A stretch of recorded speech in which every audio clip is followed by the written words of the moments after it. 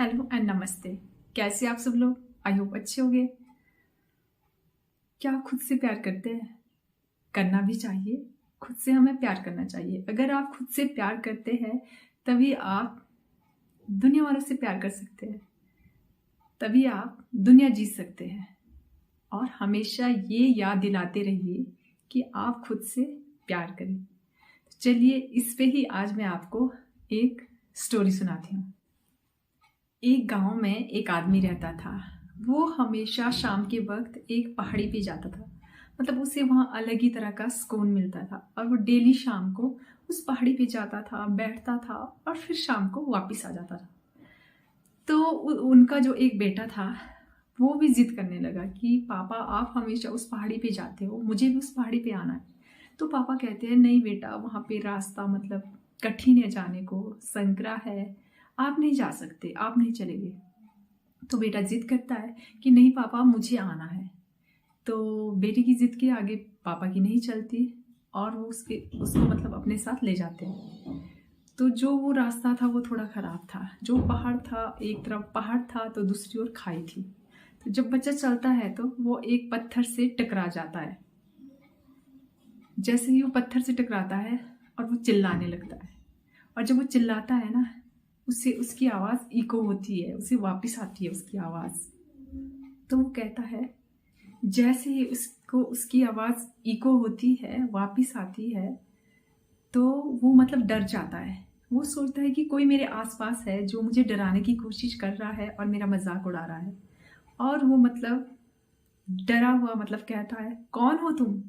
और जब वो कहता है कौन हो तुम, और वो आवाज़ भी मतलब इको हो जाती है, वापिस उसे गूंजती है कि कौन हो तुम। फिर बच्चा बहुत ज़्यादा डर जाता है। तो बच्चा बहुत ज़्यादा जैसे डर जाता है, उसे लगता है कि कोई आसपास है, उसे डराने की कोशिश कर रहा है। तो फिर बच्चा कहता है कि मैं तुम्हें छोड़ूंगा नहीं, और वही आवाज़ फिर से इको हो जाती है, इको होकर गूंजने लगती है। तो बच्चा बहुत डर जाता है और अपने पापा का हाथ कस के पकड़ कर कहता है पापा ये क्या हो रहा है?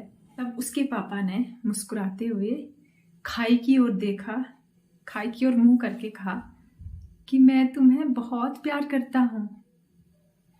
और वही आवाज़ वापिस आई। फिर उसके पापा कहते हैं कि तुम बहुत अच्छे हो, और फिर से वही आवाज़ इको होके वापिस आती है। तब भी बच्चा समझ नहीं पाया और वो कहता है कि पापा ये हो क्या रहा है? आवाज़ वापिस क्यों आ रही है? वही आवाज़ जो हम कह रहे हैं, जो मैं कह रहा था, जो आप कह रहे हैं, वो कोई और भी कह रहा है।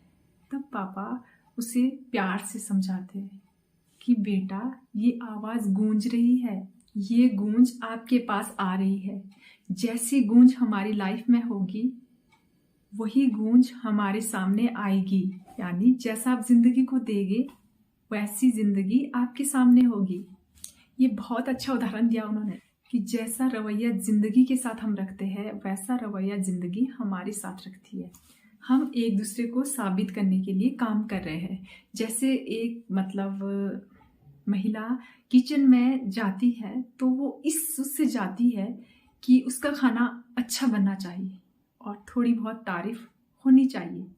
इसी तरह से अगर कोई साइकिल चला रहा है हमारे सामने तो इस भाव से साइकिल चलाता है कि सामने वाला हमें नोटिस करेगा। हम साइकिल अच्छे चलाएंगे तो सामने वाला हमें नोटिस करेगा और हम उसे साबित कर पाएंगे। ये बहुत अच्छी बात कही गई है कि अपने आप को साबित करने के लिए नहीं, अपने आप को प्रूव करने के लिए नहीं, अपने आप को इम्प्रूव करने के लिए हमारा फोकस होना चाहिए।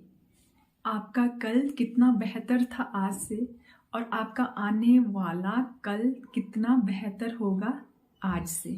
तो अपने आप को प्रूव नहीं, इम्प्रूव करिए।